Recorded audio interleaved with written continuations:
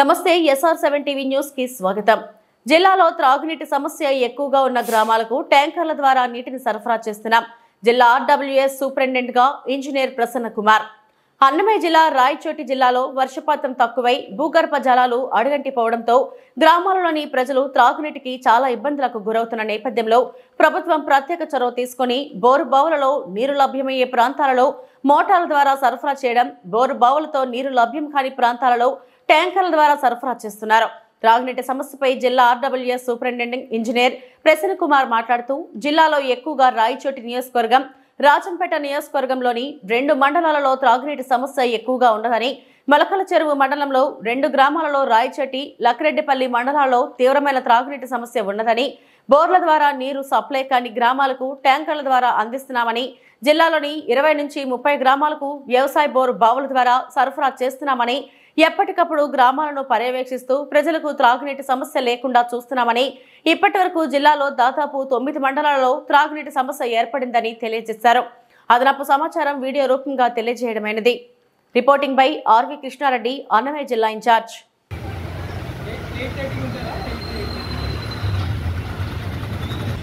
నమస్తే, SR7 టీవీకి స్వాగతం। నా పేరు ఆర్వి కృష్ణారెడ్డి, అన్నమయ్య జిల్లా ఇన్ఛార్జ్।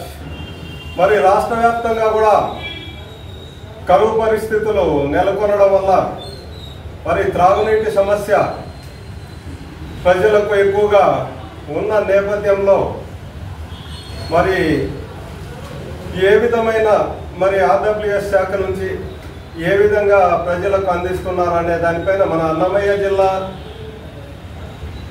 RWS SC గారితో మరి ఈ త్రాగునీటి సమస్యను ఏ విధంగా తీర్చుతా ఉన్నారు ప్రజలకు అనే దానిపైన మనం సమాచారాన్ని తీసుకున్నాం। నమస్తే సార్, మరి త్రాగునీటి సమస్య ప్రజలకు ఎక్కువగా గ్రామాల్లో ఎక్కువగా ఉన్న పరిస్థితులలో మీరు ఏ విధంగా మీరు మీ సర్వీసెస్ ఏ విధంగా ఉన్నాయనేది ఒక సమాచారాన్ని ఇవ్వండి సార్, మేము పడుతుంది సార్, మీరు చెప్పండి। నమస్కారం అండి। ఓకే సార్, అన్నమయ్య జిల్లాలో మేజర్గా రాయచోటి కాన్స్టిట్యున్సీ అండ్ రాజంపేటలో 2 మండలాల్లో కొద్దిగా వాటర్ ప్రాబ్లం ఉన్నాయి। అలాగే మలకల చెరువులో 1-2 అప్లికేషన్స్ వాటర్ ప్రాబ్లం ఉన్నాయి।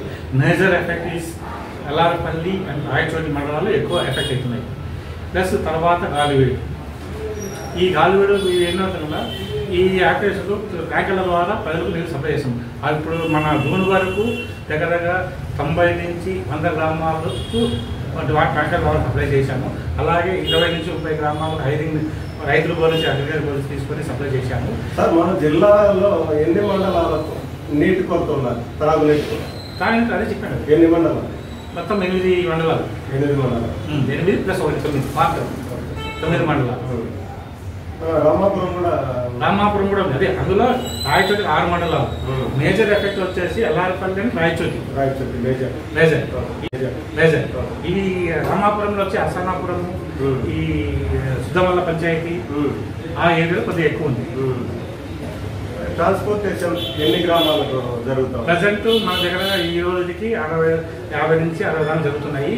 మన అప్రూవల్ తీసుకున్న కలెక్టర్ గారి దగ్గర నుంచి చేసే ట్రిప్ షెడ్యూల్ చేసుకొని 230 గ్రామాలకు ట్రిప్ షెడ్యూల్ అప్రూవ్ చేసిన కలెక్టర్ దగ్గర గ్రామాలకు ట్రాన్స్పోర్టేషన్ కోసము ఈ జూలై నుంచి సెప్టెంబర్ వరకు ఎన్ని గ్రామాలు కావాలి అన్ని గ్రామాలు ఎప్పుడు కావాలి అప్పుడు అప్రూవ్ చేసుకుని యాప్లో చేసుకుని యాప్లో చేయాల్సిందే। ఆఫ్లైన్లో పేమెంట్ ఇవ్వాలి చేసినా కూడా రైతులకు ఆన్లైన్ కోసం ఆన్లైన్లోనే చేసి ఆన్లైన్ ప్రకారమే శాంక్షన్ చేసుకుని చేస్తాం।